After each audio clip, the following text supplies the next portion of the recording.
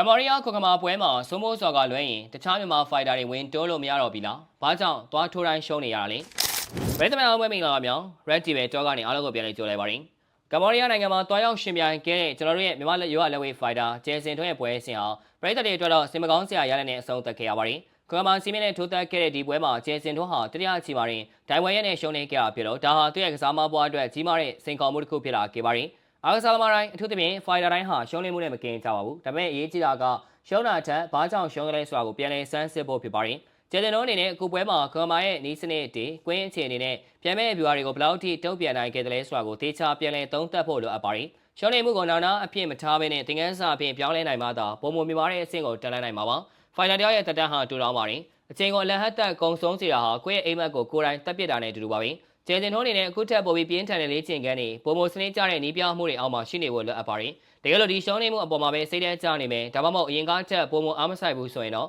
ကစားမဘွားဟာဟိုမြောက်ဒီမြောက်နဲ့လမ်းဆုံးသွားနိုင်ပါတယ်။နာမည်လုံးရရုံတက်တက်နဲ့ကျင်းနေမနေပဲတကယ်ချန်ပီယံတယောက်ဖြစ်ဖို့စိတ်ပိုင်းဖျက်ရမယ့်အချိန်ဖြစ်ပါတယ်။ကျန်တဲ့တို့အတွက်အခုရှုံးနေမှုဟာလမ်းဆုံးမဟုတ်ပါဘူး။ဒါဟာအဆင့်မြင့်တဲ့ခီးတစ်ခုကိုသွားဖို့အတွက်ရရှိလာတဲ့ခါးသီးတဲ့စေတစ်ခွက်သာဖြစ်ပါတယ်။အချိန်ကြီးအကုန်ဆုံးရလွယ်တာမို့အခုကစပြီးလေ့ကျင့်ရေးကွင်းထဲမှာအချိန်ပိုပေးပါ။နီးစနစ်တွေကိုလေ့လာပါ။စိတ်ဓာတ်ကိုတန်မလေးလို့တည်ဆောက်ပါ။အခုထက်ပုံမကြိုးစားပြီးနိုင်ဝဲတွေနဲ့အတူမြမအလံကိုလွှင့်ထူနိုင်တဲ့ဖိုက်တာတယောက်ဖြစ်လာပါစေလို့တိုက်တွန်းဆုတောင်းပေးလိုက်ရပါတယ်ခင်ဗျာ။